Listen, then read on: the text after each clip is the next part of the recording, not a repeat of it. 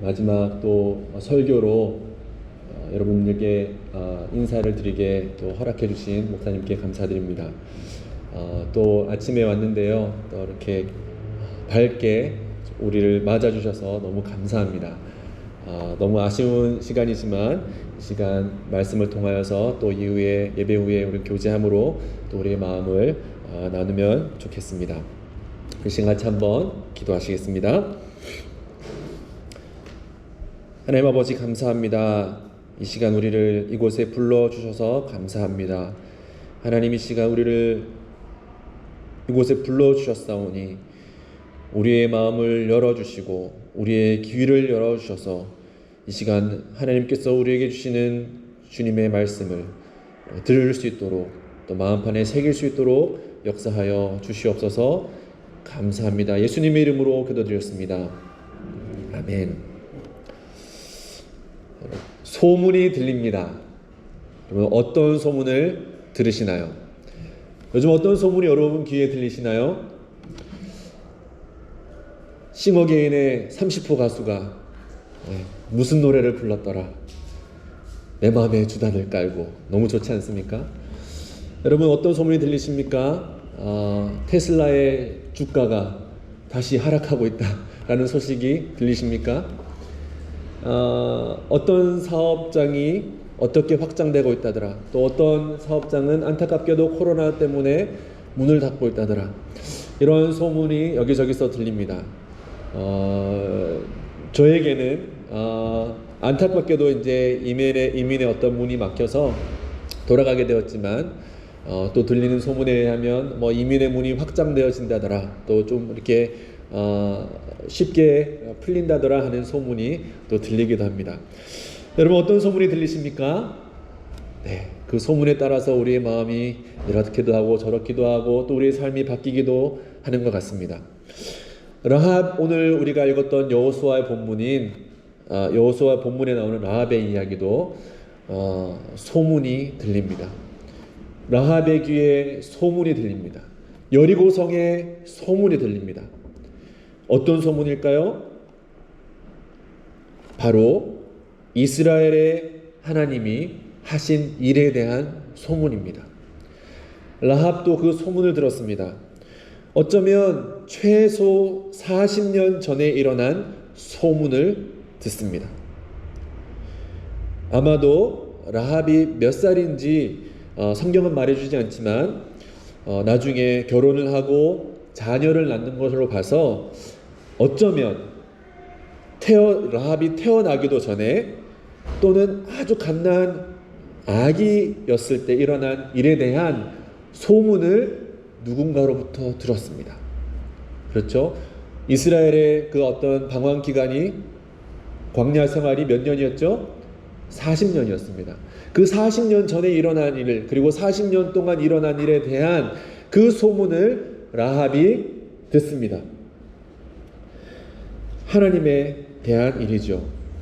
그녀가 있던 여리고 땅이 이스라엘의 땅이 될 것이라는 소문이 그들의 귀에 들리기 시작한 것입니다. 우리 9절 10절을 우리 성경에 있으시면 같이 읽으시고 아니면 제가 봉독해 드리겠습니다.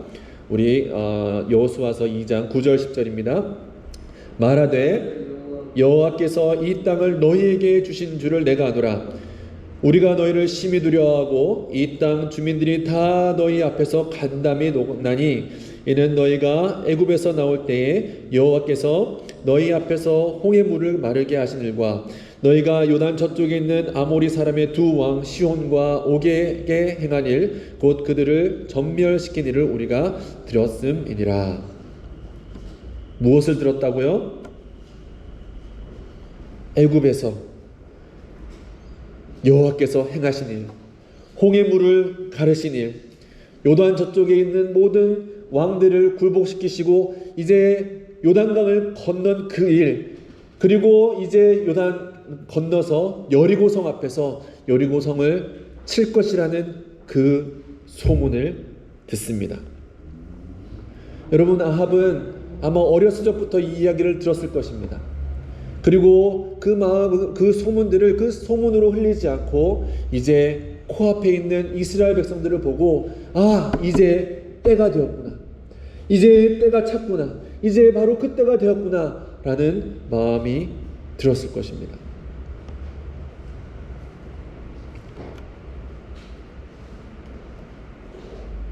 바로 때가 찼고 이스라엘이 가나안 땅을 정복하고 그 땅을 하나님 나라로 변화시킬 엄중한 일이 우리 목전 앞에 있구나 라고 라합은 생각했습니다. 그리고 이 소문에, 그리고 바로 눈앞에 닥친 그 현실 앞에 라합은 반응한 것입니다. 사랑하는 여러분, 다시 질문을 드립니다. 여러분, 소문이 들리십니까? 어떤 소문이 들리십니까? 성경은 이렇게 말합니다. 우리 예수 그리스도께서 이렇게 말씀하셨습니다. 때가 찼고 하나님 나라가 가까이 왔다. 한번 따라해 볼까요? 때가 찼고 하나님의 나라가 가까이 왔다. 여러분, 성경을 통하여 예수님께서 이렇게 말씀하십니다. 때가 찼고 하나님 나라가 가까이 왔다. 하나님이 우리를 이처럼 사랑하신다. 하나님의 아들이 먼지 같은 나를 위해 이 땅에 오셨다. 피보다 붉은 나의 죄를 사하시기 위하여 하나님의 아들 예수가 나를 위해 죽으셨다. 그 예수가 부활하여 하늘로 올리우셨다. 모든 죄와 사망의 권세를 전멸시키셨다. 이제 그 예수가 재판장으로 다시 오셔서 세상을 심판하실 것이다. 예수의 나라, 하나님의 통치가 이미 이 땅에 실현되고 있고 실현될 것이다. 때가 찼고 하나님 나라가 가까이 왔다 라고 성경은 우리에게 강력한 메시지로 그 소문을 우리에게 전하고 있습니다. 여러분, 로마의 군인도 예수 그리스도의 그 십자가 앞에서 예수 앞에 굴복하고 그를 하나님의 아들로 인정하였습니다. 예수의 박해자였던 바울도 예수께 무릎 꿇고 예수의 전도자로 변했습니다. 방탕자 어거스틴도 예수께 정복당해 예수의 사람으로 하나님의 나라를 이 땅에서 살았습니다. 여러분, 역사 속에서 수많은 개개인들이 하나님의 나라를 경험하고 그 소문에 굴복하고 이 땅에서 하나님 나라를 살며 죽어서도 하나님 나라를 기대하는 삶을 살다가 갔습니다. 우리에게 구름같이 둘러싼 허다한 증인들이 있습니다. 여러분, 우리에게 소문이 들립니다. 사랑하는 여러분에게도 어쩌면 이미 때가 차서 하나님 나라가 바로 눈앞에 있을 수도 있을 것 같습니다. 우리의 삶 속에서 죄의 문제를 직면하시고 우리의 삶을 하나님의 거룩한 땅으로 만드시기 위해 이미 진격해오고 있습니다.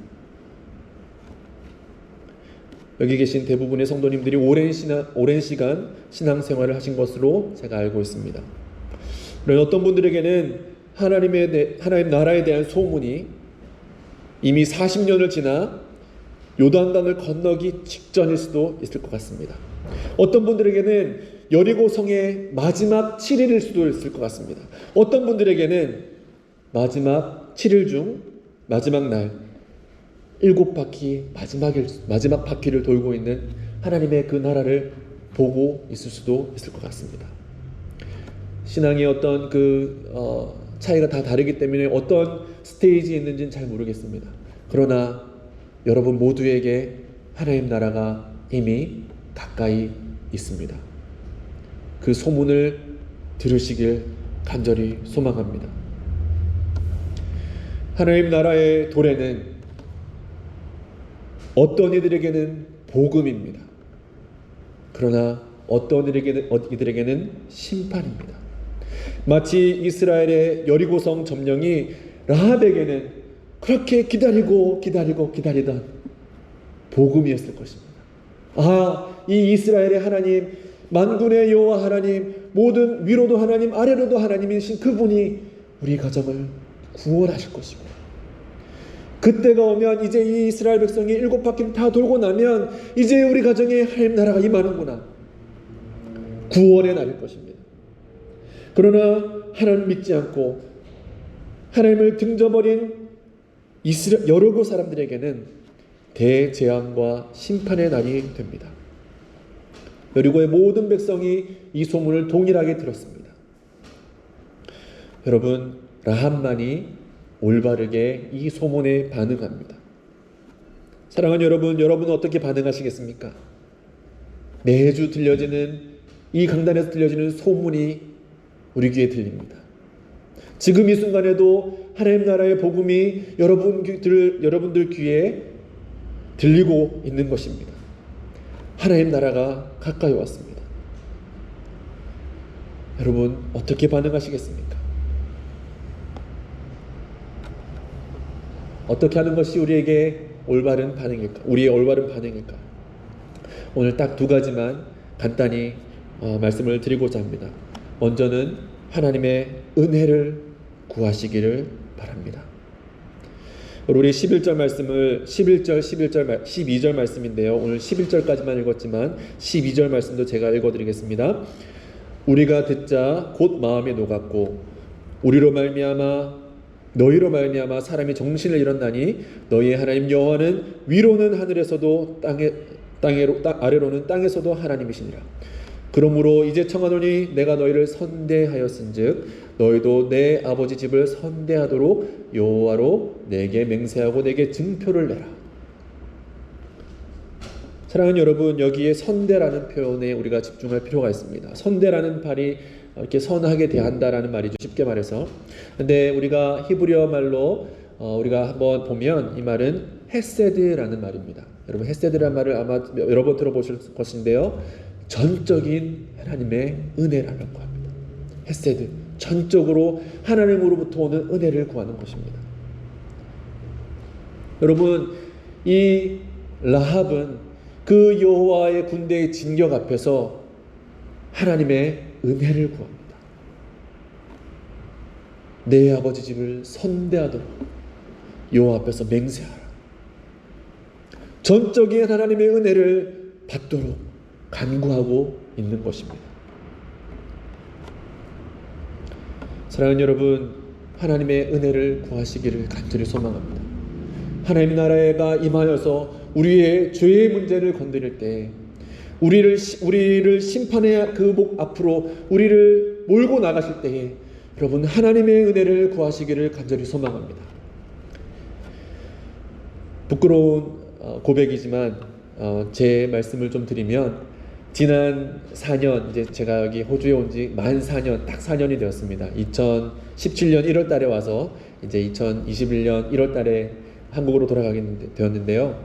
4년이 되었습니다. 이 4년이라는 기간을 제가 한번 돌아보면 이 시간은 마치 하나님이 나의 삶에 진격해 오시는 것 같았습니다. 하나님이 나의 삶에 들어오셔서 나의 뭐라고 말씀드릴까요?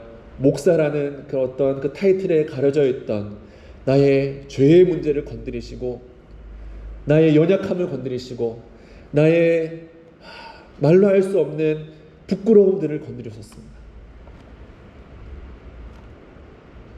여러분 다 경험하셨겠지만 이민의 제일 큰 문제점은 아마 돈일 것입니다. 저는 지난 4년 동안 하나님께서 저의 돈에 대한 문제를 얼마나 건드리시는지 모르겠습니다. 제가 얼마나 하나님보다 돈을 섬기고 사랑하고 의지하고 있는지 한국에서 목사였을 때는 잘 몰랐습니다. 그냥 다 사택도 주어지고 또 정기적으로 이렇게 사례비도 들어오고 또 부모님께서 이렇게 주신 돈으로 그냥 편하게 살았던 것 같아요. 그런데 여기서 가정을 부양하고 이렇게 하려다 보니 이 돈에 대한 문제가 얼마나 큰 것인지 제가 미처 몰랐습니다. 그 돈에 대한 문제를 자꾸 건드리십니다.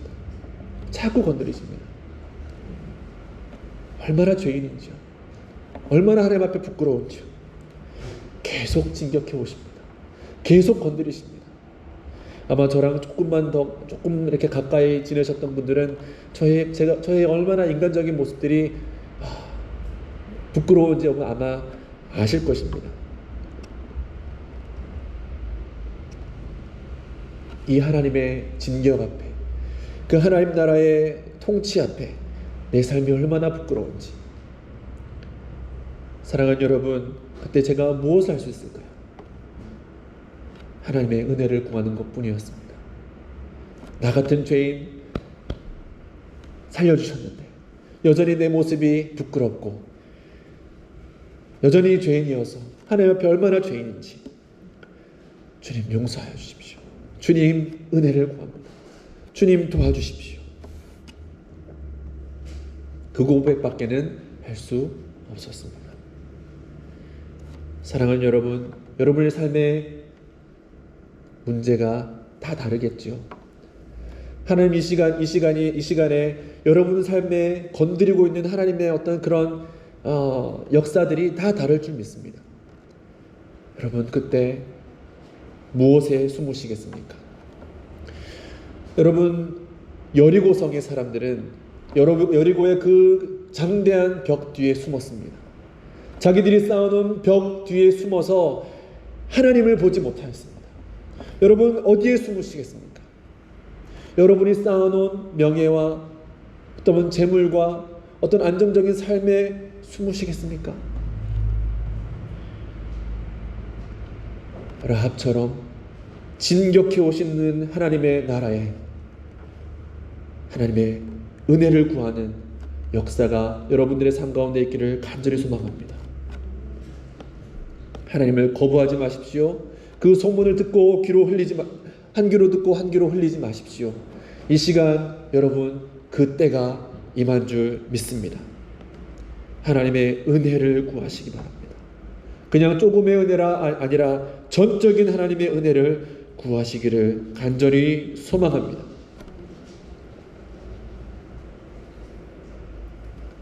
두 번째는 붉은 줄만 믿는 것입니다.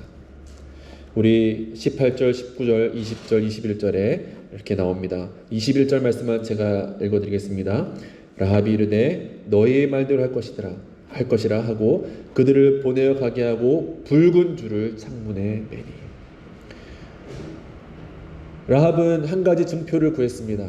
그러자 이 정탐꾼들이 뭐라고 말합니까? 이 붉은 줄을 창문에 매달아라. 이 창문이 붉은 줄이 달린 것을 보면 이 집의 심판은 지나갈 것이다. 그리고 라합이 대답합니다. 네, 알겠습니다. 제가 이 붉은 줄을 창문에 매달겠습니다. 고백하는 것이죠. 여러분, 라합은 무엇을 의지합니까?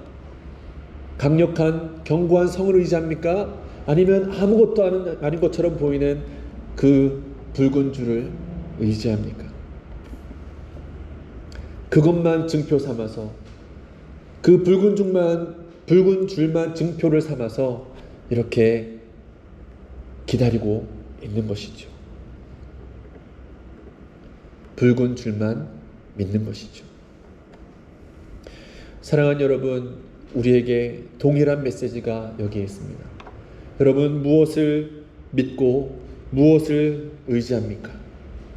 하나님의 그 심판 앞에, 하나님 나라의 그 도래 앞에 여러분 무엇을 믿고 무엇을 의지하시겠습니까? 어떤 증표가 여러분을 구원해 줄 만한 어떤 증표가 여러분들 삶 가운데 있습니까? 우리 주님께서 하나님의 천군 천사와 함께 나팔을 불며 이 땅에 재림하실 터인데 여러분께 구원받을 만한 증표는 무엇인가요? 우리의 집에, 우리의 마음판에 무엇을 걸어 놓으시겠습니까? 사랑하는 여러분, 그것은 견고한 어떠한 것이 아니라 붉은 줄입니다. 광야에 걸린 아무 능력 없어 보이는 나무에 달린 노뱀을 바라보는 것입니다. 두둑히 쌓여있는 돈이 아니라, 견고한 인맥이 아니라, 초롱성 같은 명성이 아니라, 할 수 있는 것을 다 할 수 있는 권력이 아니라, 적당히 괜찮은 도덕적 선함도 아니라 말구 위에 오신 아기 예수, 도살장의 어린 양처럼 묵묵히 십자가에 달리신 예수입니다. 그리고 그분이 흘리신 붉은 피입니다. 여러분, 그 피로 말미암아 우리는 증표를 삼습니다. 그 피가 우리를 구원하게 할 것입니다. 여러분, 우리 마음 가운데 여러분의 집집 가운데 하나님의 심판이 임할 그때에 예수 그리스도의 붉은 피가 증표가 되기를 간절히 소망합니다. 간절히 소망합니다. 다른 것은 없습니다. 오직 예수만이 구원의 길인 줄 믿습니다. 오직 십자가만이 우리를 하늘나라로, 하나님 나라로 이르게 할 길임을 우리가 믿어야 할 줄 압니다. 사랑하는 여러분, 이 시간 하나님 나라가 여러분 삶 가운데 도래하고 있습니다. 하나님의 심판이 여러분의 삶 가운데 임하고 있습니다. 사랑하는 여러분, 라합처럼 선택하시기를 소망합니다. 말씀 맺습니다. 두 가지 말씀을 드렸습니다. 우리에게 필요한 것은 이제 하나님의 은혜를 구하는 것입니다. 전적인 하나님의 은혜. 그리고 예수 그리스도를 바라보는 것입니다. 여러분의 삶의 문제가 어떠하든지, 지금 여러분이 싸우고 있는 죄의 문제가 어떠하든지 간에 다시 한 번 더 여러분의 삶 가운데 그 붉은 띠를, 붉은 줄을, 예수 그리스도의 붉은 피를 여러분들 마음 가운데 내리시기를 간절히 소망합니다. 그래서 도래할 그 하나님의 나라에서 우리가 기쁘게, 감사하게 그 복음을 받아들이고 하나님 나라를 즐길 수 있기를 간절히 소망합니다. 그 하나님 나라의 그 천국 잔치를 우리가 맛보기를 간절히 소망합니다. 저는 아쉽지만 갑니다. 우리가 언제 또 만날 수 있을지 잘 모르겠습니다. 그러나 여기 계신 분 한 분도 빠짐없이 저 천국에서 뵙기를 간절히 소망합니다. 마음 안에 무엇을 내리라고요? 돈을 심으라고요? 명성을 심으라고요? 붉은 피를 마음에 새기기를 간절히 소망합니다. 기도하시겠습니다. 사랑과 은혜가 한이 없으신 하나님 아버지, 감사합니다. 우리를 사랑하셔서 이 시간 우리 귀에 하나님에 대한 소문이 들리게 하시니 감사합니다. 하나님 나라가 이미 우리 가까이에 있음을 우리가 봅니다. 주님, 이제 우리가 반응할 때인 줄 믿습니다. 우리의 마음을 열어 우리의 삶을 드려 라합처럼 하나님께 굴복하고 하나님께 나아가는 우리 모든 비전교회 가족들 될 수 있도록 역사하여 주시옵소서. 전적으로 하나님의 은혜를 의지하며 우리 마음판에 우리를 위하여 흘리신 예수 그리스도의 피를 바를 수 있도록 역사하여 주시옵소서. 그리하여 하나님 나라가 도래하는 그때에 우리 모두가 찬송하며 찬양하며 영광스럽게 그날을 맞이할 수 있도록 인도하여 주시옵소서. 살아계신 예수님 이름 받들어 기도드렸습니다.